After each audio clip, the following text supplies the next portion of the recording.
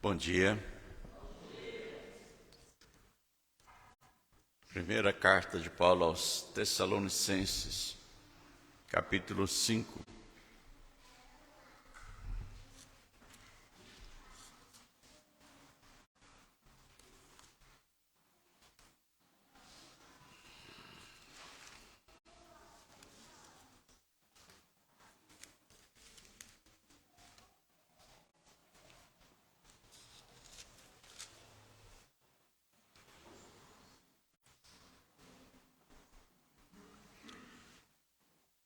Primeira aos Tessalonicenses, capítulo 5, leremos do versículo 1 ao versículo 11.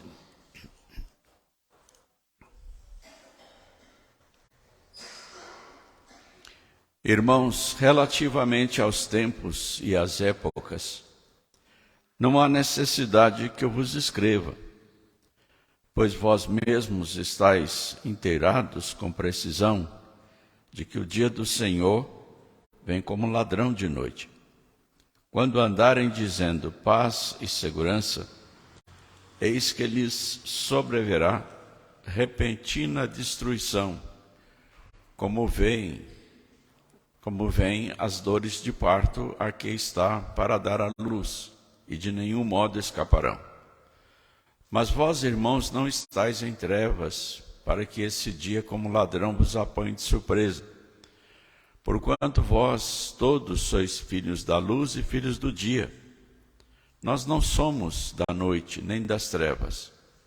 Assim, pois, não durmamos como os demais. Pelo contrário, vigiemos e sejamos sóbrios. Ora, os que dormem, dormem de noite, e os que se embriagam, é de noite que se embriagam. Nós, porém, que somos do dia, sejamos sóbrios, revestindo-nos da couraça da fé e do amor, e tomando como um capacete a esperança da salvação.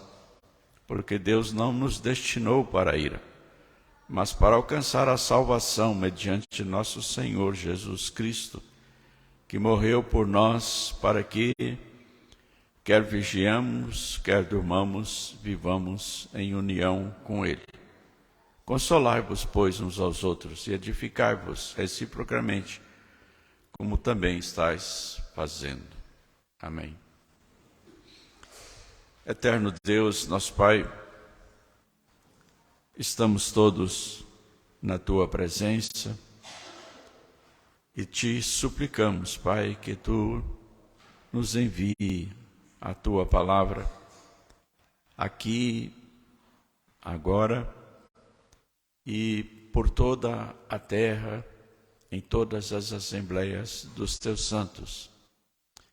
Te suplicamos, Pai, o Teu perdão para os nossos pecados, a graça e o poder do entendimento e da compreensão das Tuas Escrituras, para que a Tua palavra, Senhor, nos alimente, nos santifique e fortaleça a nossa fé, nosso amor, a nossa esperança. Nós oramos em nome de Jesus. Amém. Um feliz Dia das Mães para as mamães aqui presentes. Que Deus as abençoe maravilhosamente em todos os seus dias. Eu não quis entrar no café da manhã oferecido às mamães. Eu estou meio que gripado. A gripe me tem rondado esses dias e eu tenho tossido e espirrado muito. Não seria bom eu chegar lá à mesa do café e de repente começar a espirrar e tossir ali. Desculpem a ausência.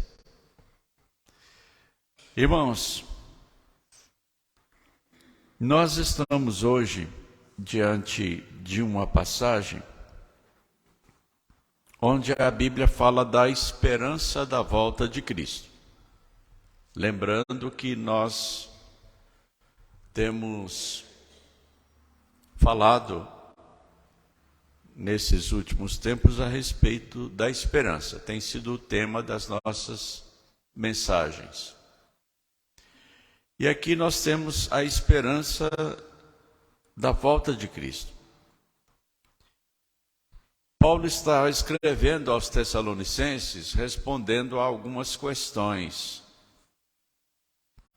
E eles perguntaram sobre a volta de Cristo. Primeiro perguntaram sobre aqueles que já morreram antes de que Cristo voltasse, porque a expectativa naqueles dias era que Cristo voltaria ali, naqueles dias. Mas aí pessoas começaram a morrer, pessoas da igreja começaram a morrer, sem que Cristo voltasse. E aí eles escreveram para Paulo, como é que ficam essas pessoas?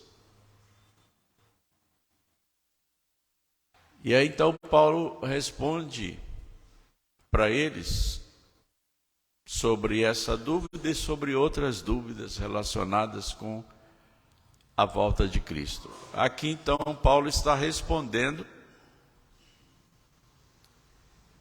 que Cristo, ele não vai anunciar a sua volta. Ele vai vir repentinamente. O ladrão, ele não marca dia e horário para visitar a vítima. Então ele faz essa comparação da vida do ladrão com a volta de Cristo, para dizer que Cristo vai voltar sem aviso, repentinamente. Não que não haja nenhum aviso. A volta de Cristo é uma das doutrinas mais anunciadas, mas é que, como o próprio Jesus Cristo disse, não haverá marcação de dia e hora. E não vamos poder saber, não vamos ter conhecimento detalhado dessa agenda de Deus com relação à volta de Cristo. Dia e hora, portanto, não serão marcados. Mas nós temos aqui uma mensagem de conforto, de consolação a esse respeito. Então nós queremos meditar sobre essa esperança da volta de Cristo. Em primeiro lugar, o apóstolo Paulo, ele dá um nome a essa esperança da volta de Cristo, um nome peculiar. Ele chama essa esperança de capacete.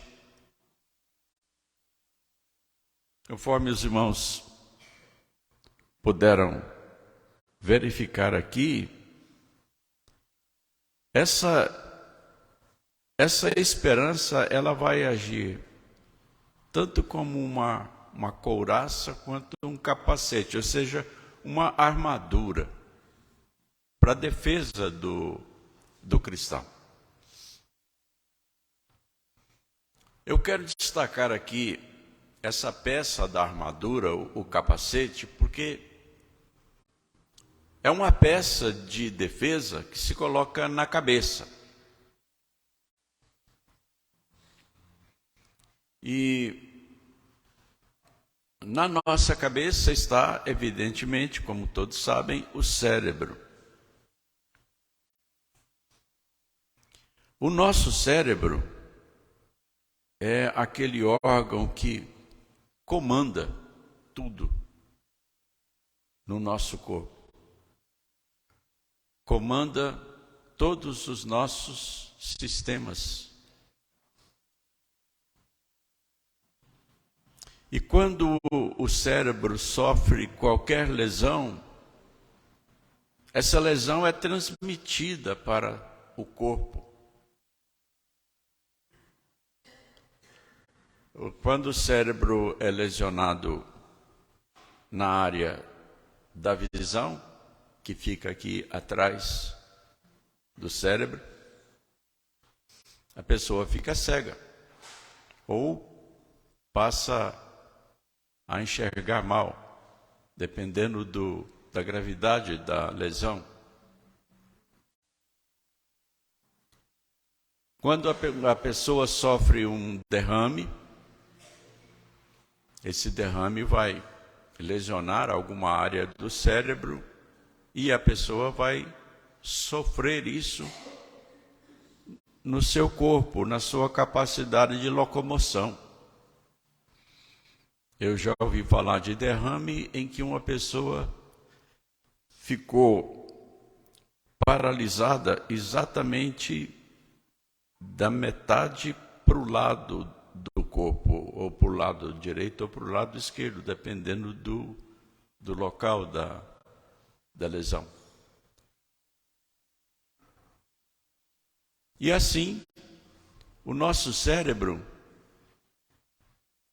para que ele possa coordenar todo o funcionamento do corpo, batimento cardíaco, circulação sanguínea, respiração, visão, olfato, etc., tudo. Então esse cérebro precisa estar protegido e precisa estar sadio. Mas tem uma outra coisa relacionada com o cérebro, porque ele é a sede também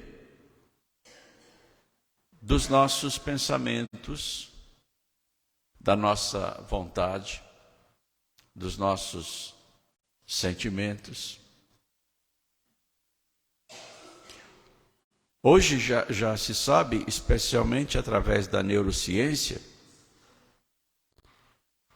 que o cérebro, ele produz sinapses que são conexões com os neurônios para todo o trabalho e desenvolvimento das nossas capacidades. À medida em que uma pessoa cresce, se desenvolve, ela vai criando sinapses para acompanhar o crescimento e o desenvolvimento. E isso vai acontecendo até o dia da morte da pessoa.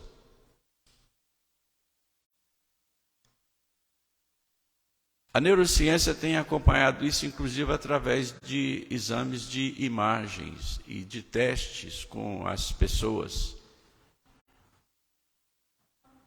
descobrindo áreas através das quais o cérebro, então, comanda não apenas a estrutura do corpo, mas também dos sentimentos, dos pensamentos, da vontade. Então, aquilo que nós chamamos de coração, na verdade, nós estamos falando do cérebro. Cientificamente, biologicamente falando, o nosso coração está na cabeça.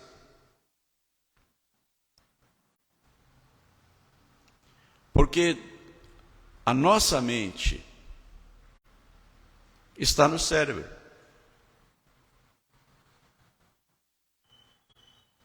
Então, quando nós falamos de esperança, nós falamos de algo que nós não podemos ver, mas podemos sentir.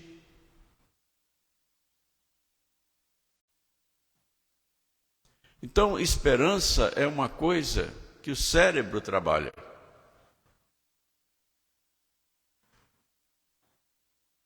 E quando as pessoas perdem alguma capacidade do cérebro, ela perde também a memória e perde também a esperança.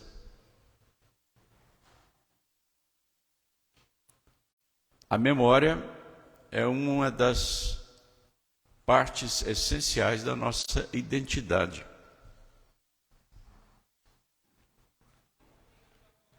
E quando nós perdemos a identidade, e isso acontece em algumas enfermidades, como Alzheimer,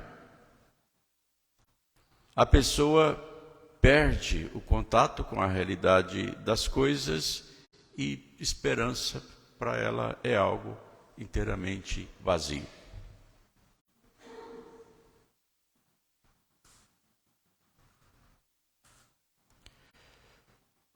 A esperança, portanto, diz o apóstolo Paulo, é o nosso capacete. E nós precisamos tomar conta disso, tomar cuidado com esse mecanismo de defesa, para que ele esteja funcionando da melhor maneira possível.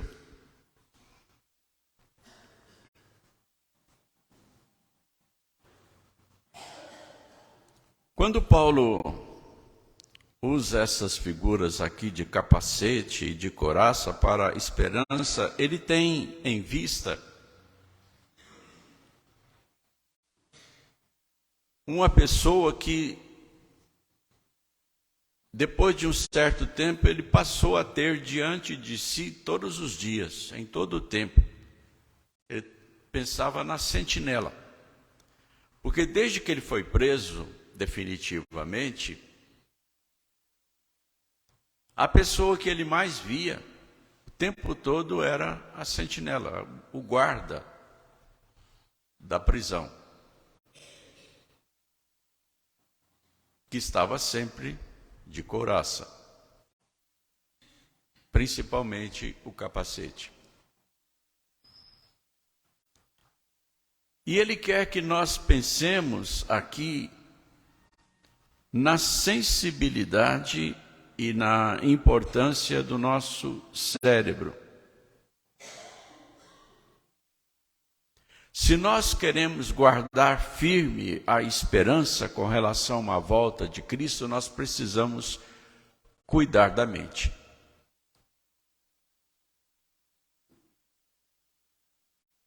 Cuidar da mente.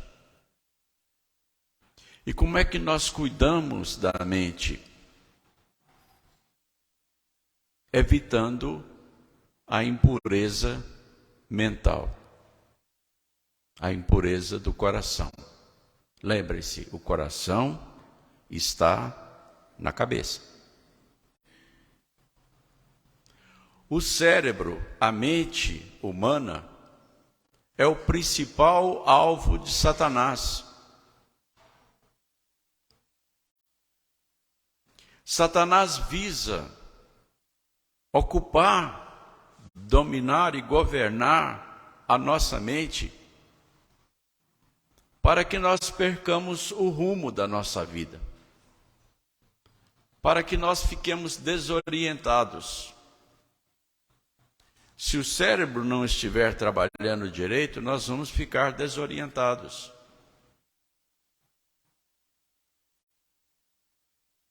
Nós vamos perder a força da vontade, porque a vontade é comandada pelo cérebro.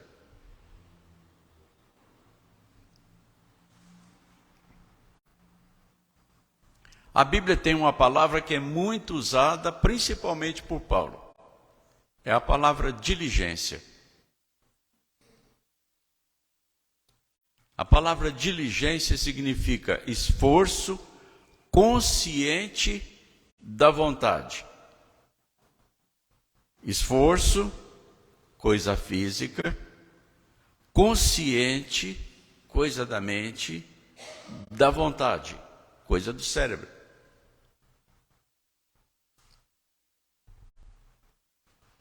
Se alguém quer fazer um trabalho bem feito, precisa se concentrar nesse trabalho.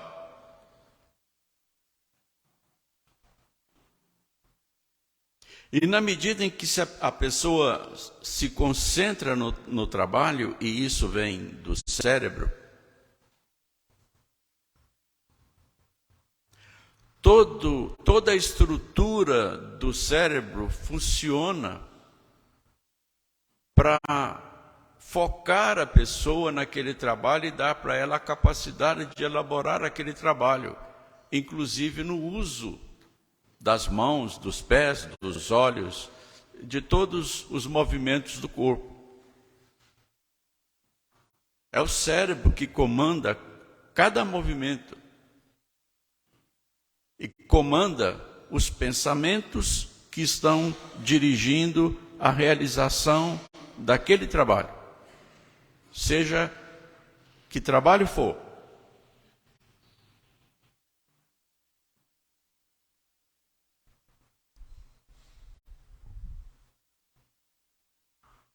Na medida em que a pessoa vai trabalhando, o cérebro vai criando mais sinapses que forem necessárias para a realização daquele trabalho, inclusive dando à pessoa criatividade. Às vezes, enquanto você está fazendo uma coisa, você tem ideias novas de como realizar essa coisa, de como melhorar aquilo. É assim que surgem as invenções. O nosso cérebro, ele funciona à base de eletricidade. Essa é uma das descobertas novas da neurociência. É a eletricidade que comanda as conexões das sinapses.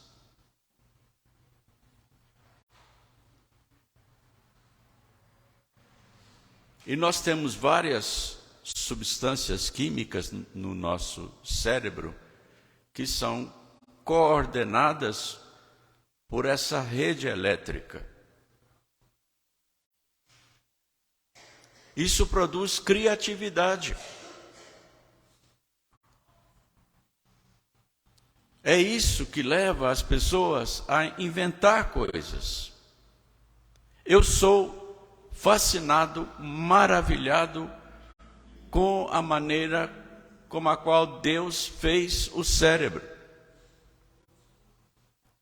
dando aos seres humanos essa inteligência, essa criatividade que possibilitou às pessoas trazerem à existência toda essa ciência e tecnologia que hoje nos fascina, nos assombra e nos serve, inclusive na área da medicina.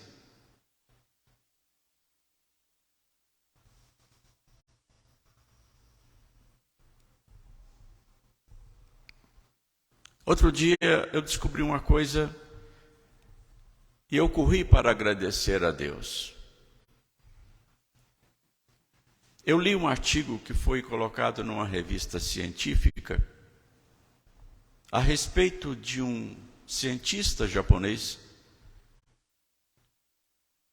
que, compadecido da situação dos refugiados nos campos de refugiados da África, ele criou uma tela contra mosquitos para colocar em volta do acampamento dos refugiados para protegê-los, para evitar as doenças ocasionadas pelos mosquitos. Essa tela, ela mata os mosquitos.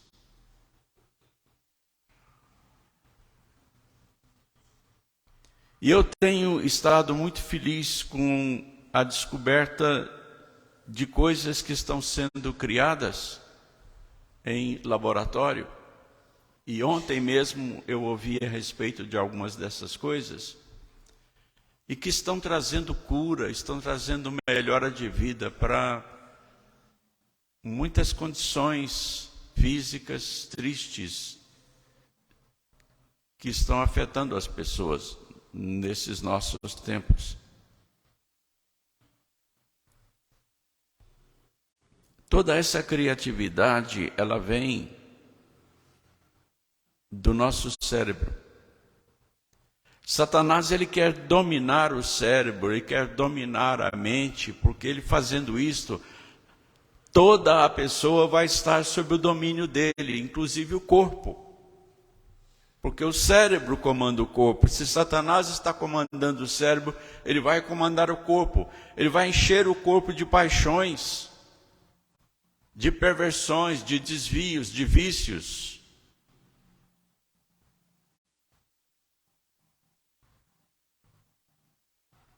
Não é à toa que o apóstolo Paulo está dizendo que a esperança é o nosso capacete,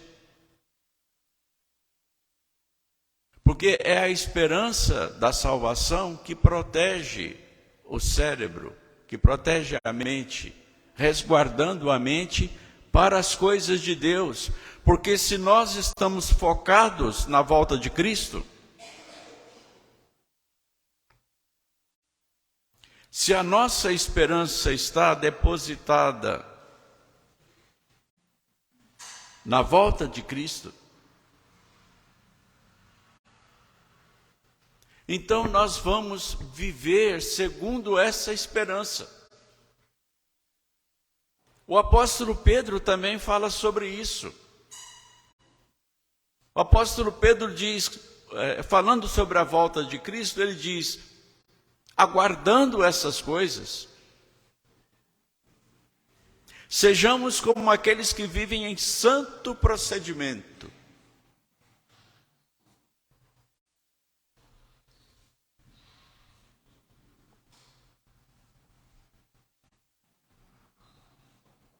A esperança da volta de Cristo é o que protege a nossa mente, o nosso cérebro.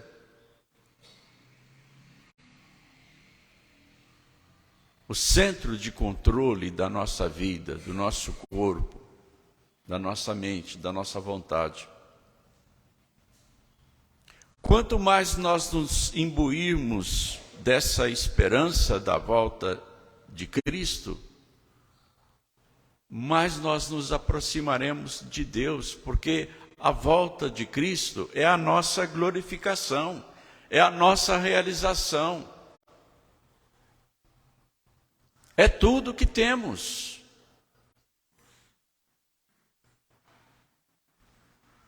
Como diz Paulo, se a nossa esperança se restringe apenas a esta vida, somos os mais infelizes de todos os homens.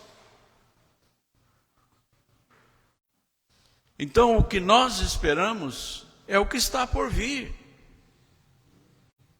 E a Bíblia diz: se o que nós esperamos já está presente, como é que nós vamos esperar alguma coisa? Então nós esperamos o que nós ainda não vemos, o que ainda não aconteceu. Para Deus já aconteceu, mas para nós não.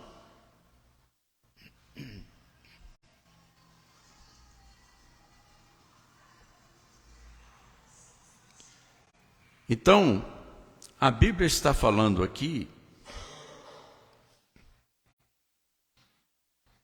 de algo que tem ligação com a doutrina da santidade e da santificação. Quanto mais nós nos santificarmos nos nossos pensamentos, imaginações, sentimentos, desejos, mais nós estaremos protegidos contra as ciladas de Satanás, contra os seus dardos inflamados. Porque o alvo de Satanás é a nossa cabeça, é o nosso cérebro, é o nosso centro de controle.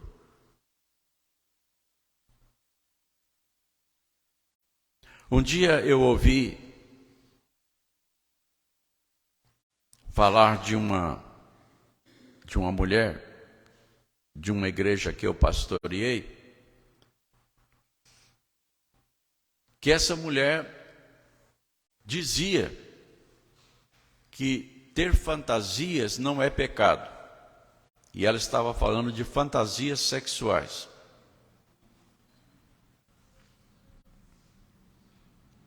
Quando uma pessoa chega a dizer isso, é porque Satanás já está dominando o seu cérebro, a sua mente. Porque quando a Bíblia diz fugir da impureza, a Bíblia está falando do cérebro, da mente. Porque a impureza, ela começa na mente. Começa na cabeça.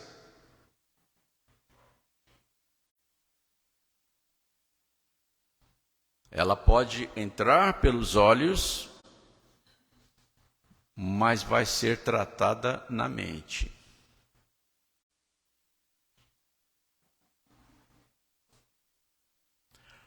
A única realidade, irmãos, que pode guardar a nossa mente mais do que um capacete é a esperança da volta de Cristo,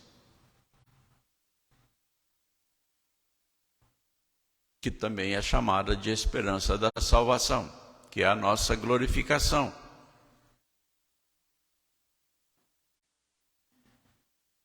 E quanto mais nós alimentarmos a nossa mente a respeito dessa esperança da volta de Cristo, mais o nosso cérebro estará blindado contra as tentações.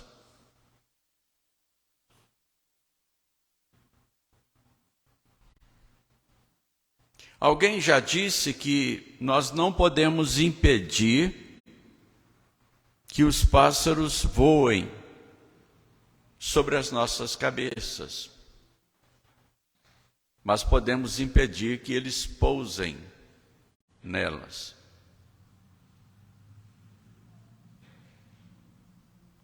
Nós não podemos impedir de sermos tentados. A tentação não é pecado.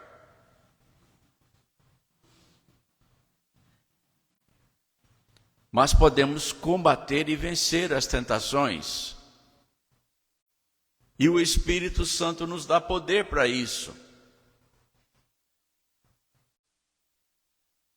Porque a promessa de Deus é que Ele não permitirá que sejamos tentados além das nossas forças. Mas juntamente com a tentação, Ele proverá o livramento, de sorte que poderemos vencer as tentações.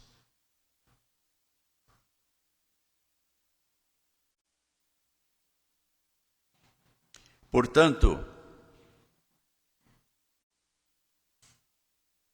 cabe a nós, é nossa responsabilidade cuidar da nossa mente, do nosso cérebro, alimentando-nos com a esperança da volta de Cristo. Qualquer tentação que vier para nos dominar, ela pode ser repelida com a lembrança da volta de Cristo e com tudo o que Cristo tem para nos dar, agora e depois.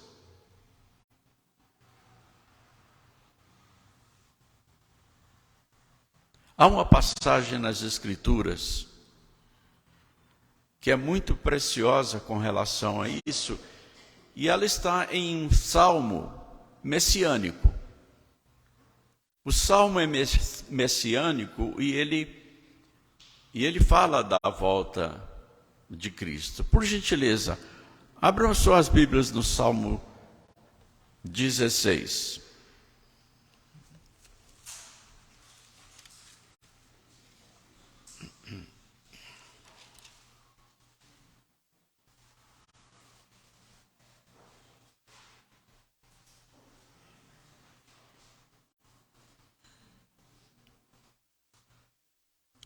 Salmo 16, a partir do versículo 9. Alegra-se, pois, o meu coração, e o meu espírito exulta. Até o meu corpo repousará seguro. Pois não deixarás a minha alma na morte, nem permitirás que o teu santo veja corrupção. Tu me farás ver os caminhos da vida. Na tua presença há plenitude de alegria.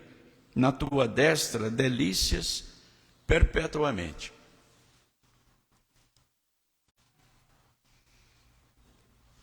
Aqui está falando da ressurreição final e na volta de Cristo. Percebam que o que Deus tem para nós e que nós já começamos a desfrutar agora é algo inimaginável. É de um valor e de uma beleza incalculáveis. Se nós pudermos pensar nessas coisas quando formos tentados na nossa mente, e a tentação é sempre na mente, então nós poderemos ter a esperança da salvação como capacete, guardando a nossa cabeça, guardando o nosso coração. Alegra-se, pois, o meu coração e o meu espírito exulta. Isso tudo tem a ver com o cérebro.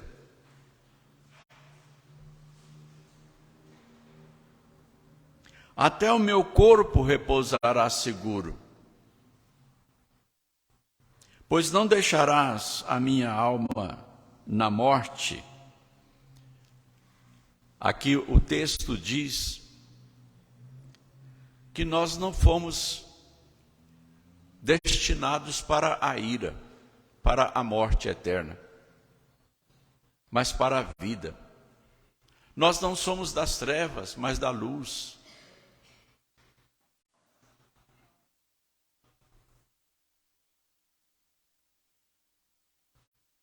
Tu me farás ver os caminhos da vida.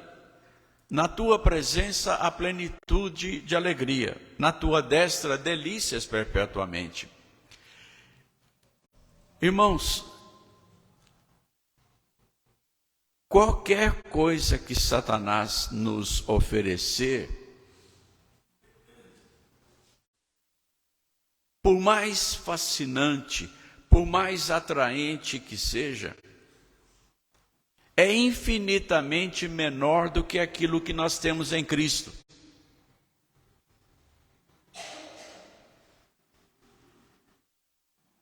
Jesus Cristo, ele recusou as tentações de Satanás, mesmo quando Satanás lhe ofereceu todos os reinos da terra e a glória desses reinos, porque ele tinha coisa muito melhor, infinitamente melhor. E nós também. Por que entregar a nossa mente, o nosso cérebro a Satanás para que ele suje, para que ele coloque imundície ali?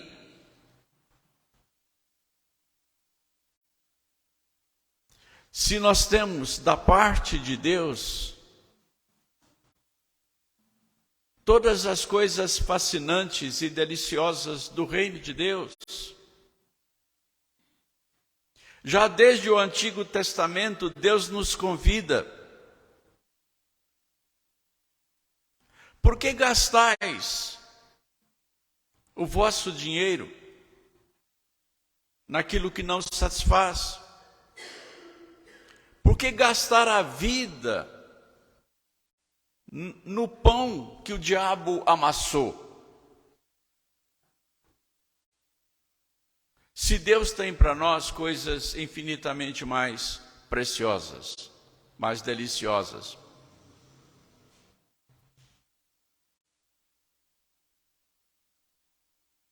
Por que gastais o vosso dinheiro naquilo que não é pão e o vosso suor naquilo que não satisfaz? Vinde a mim. Eu vos darei de graça da água da vida.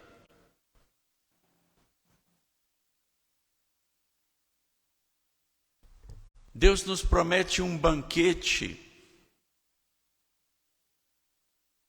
em lugar do pão que o diabo amassou. Então, por que ceder a mente para as coisas de Satanás, para a impureza, para o ciúme, para a inveja? Porque tudo isso é da mente: ciúme, inveja, raiva, vingança, é do coração, ou seja, do cérebro.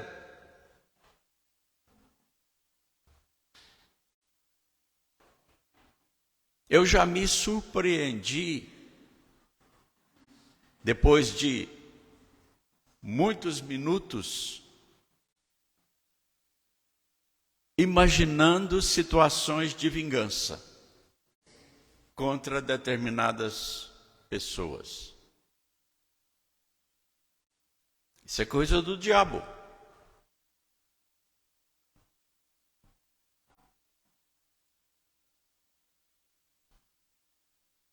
Se nós ocuparmos a nossa mente com a esperança da volta de Cristo e de tudo que ela representa, então o nosso cérebro estará protegido. A esperança da volta de Cristo, ela é como um capacete para proteger a nossa mente. Bom, nós ficamos apenas no primeiro ponto da nossa mensagem, e ainda falta coisa para dizer dentro desse primeiro ponto. Nós vamos continuar, com a graça de Deus, no próximo domingo.